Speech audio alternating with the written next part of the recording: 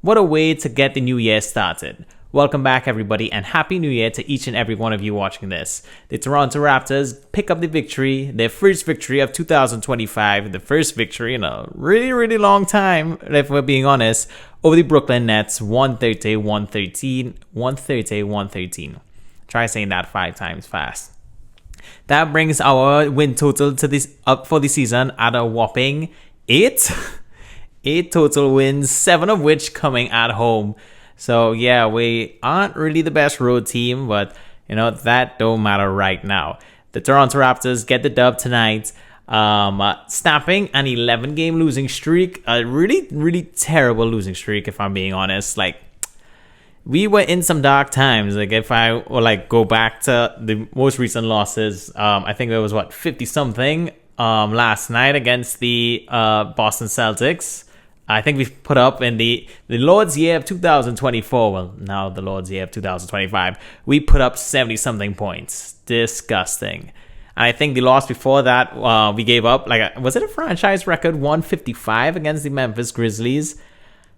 Okay, yeah, and we've at the beginning of the season, we were losing games, but we were very competitive in those losses. The competitive tank, the ethical tank, if you will. And then our last few losses, maybe not all 11 that we've had so far that were in the losing streak, but a lot of them we were just getting bitch slapped around, and I was like, oh, this is nasty. Especially it was really concerning because Scottie Barnes was back in those lineups for some of those games, and I think he had very good individual games, performance wise, stat wise, but still, it was a rough way to end 2024. But, we can put the past behind us. 2024 on a whole was a really rough year for Toronto Raptors, on a whole. From January 1st to December 31st, I made sure to, stat muse and whatsoever. Let's check it out. So I asked StatMuse, how many games have the Toronto Raptors won from January 1st, 2024 to December 31st? So I'm hoping this is as accurate as it can. I'm not going to count the wins, but 20 wins in 365 days. Obviously not because of the off season, but through the ending of last season and the beginning of this season, we've won 20 times. Yes, it's been a shitty 2024. And you've coupled that with the fact of BBQ still have not really played a whole any games together really. All the injuries and us losing our lottery pick to the Spurs.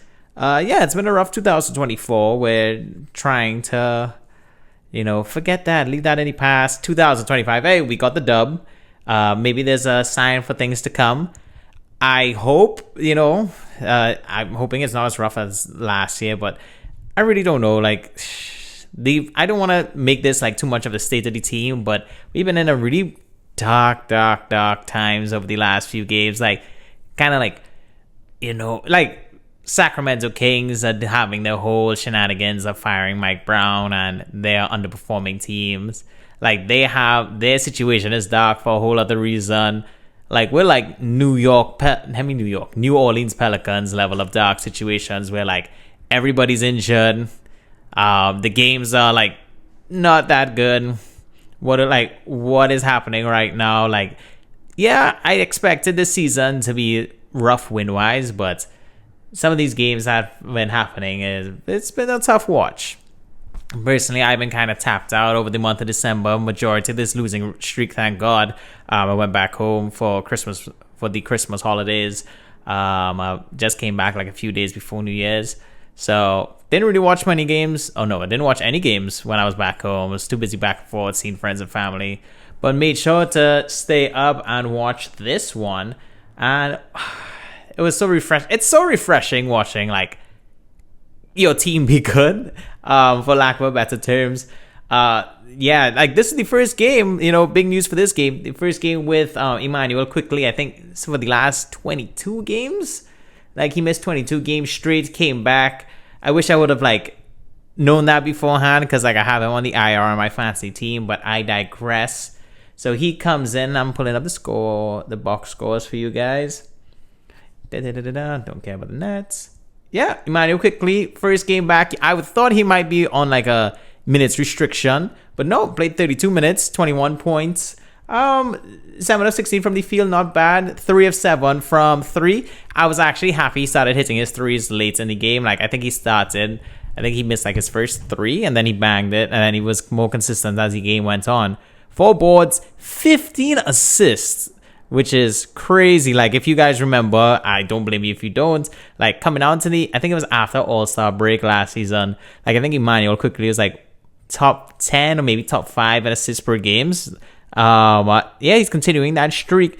When he's in the game, we are just, especially in this game, but when he's in the game, we just have this, I don't want to say aura, like, no, we just tend to play fast, and like, I think that suits Immanuel Quickley's play style. I want to call him like a playmaker, like be diming up and giving you picture perfect passes.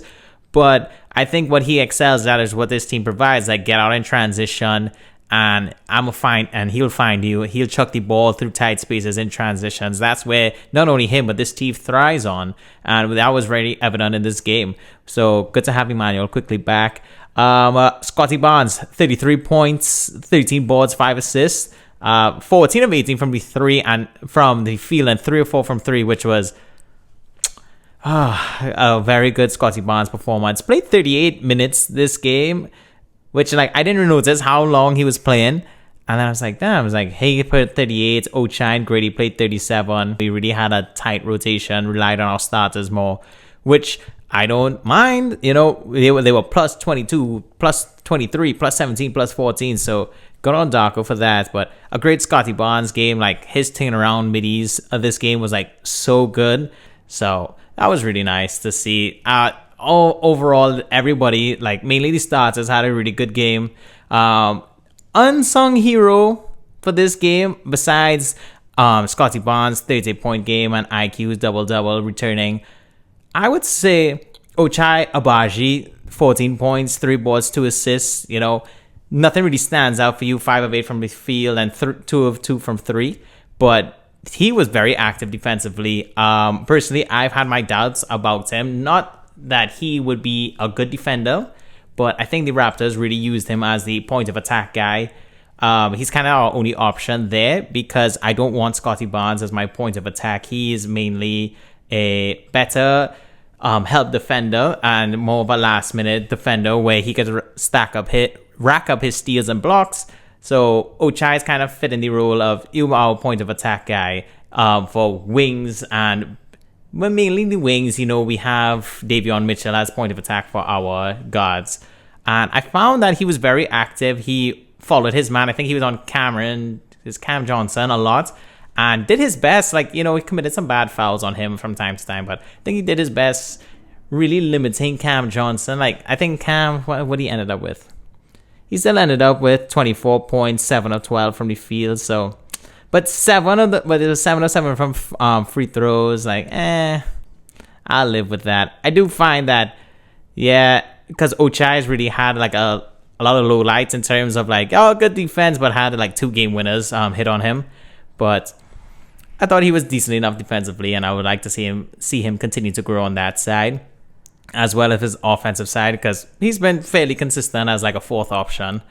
Gradey Dick, 22 points. I think he's now the 4th youngest Raptor to reach 1,000 career points. I think they showed the graphic. I think it was Vince, it was Scottie, it was Bosch, and then Gradey hit it tonight when he... The fuck is my light bulb? Yeah, Gradey hit it tonight, so congrats on him. The one thing I don't like about this game was D'Angelo Russell was what is the word when you just shipped out? He was shipped out of LA. Like, there's another word I'm thinking about. Yeah, it'll come to me eventually. But he was shipped out. Dennis Smith Jr., he's on the Nets? Hold on. The fuck? Since when?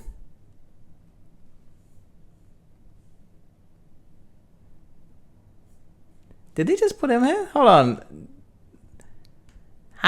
Has he always been on the Nets this season? I swear I have not seen him at all. So he's not on the team.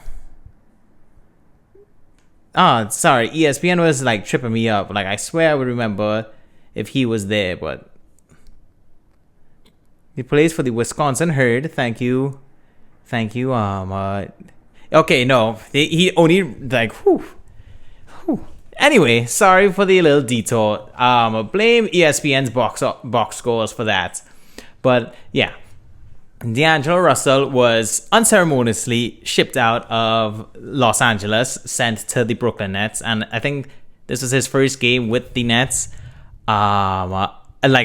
And we just kind of made him look like D'Lo of old, like when he was on the Nets that one season when this team was actually good and fun. 22 points, 2 boards, 8 assists, a steal and 2 blocks. How is we letting D'Angelo Russell block 2 of our shots? That don't make any sense. 9 of 13 from the field. I was like, what? It was like kind of like, come on. Like I think he started the game off pretty hot, and I was just like, bro, no way we're gonna make this the D'Angelo Russell game. But thankfully, we managed to pull it off in the end. You know, new year, new me, and whatever people say. Our first victory for 2025. I hope we don't have to wait 12 more games to get another victory, but the state of the team and in terms of general of like the organization and the players and how they're playing, there's a lot of things to criticize over the losing streak. And I would want to get into that in a deeper video to talk about like why this team is like not only terrible but terrible and undisciplined. But just reacting to a victory, so I'll save that for another day. And I think there's nothing really else I want to talk about here. Happy to have Immanuel Quickley back. Scottie Barnes had a very good game. Jakob Poeltl was solid. All of our starting 5 was really solid. Bench could use a little bit of work, but been saying that for like 5 years, so I digress. Really happy. Hoping to have RJ Barrett back soon. Bruce Brown made his debut, I think, was it last night? Like a few games ago. Happy to have him back. Probably gonna get out of here soon, but at least he's healthy.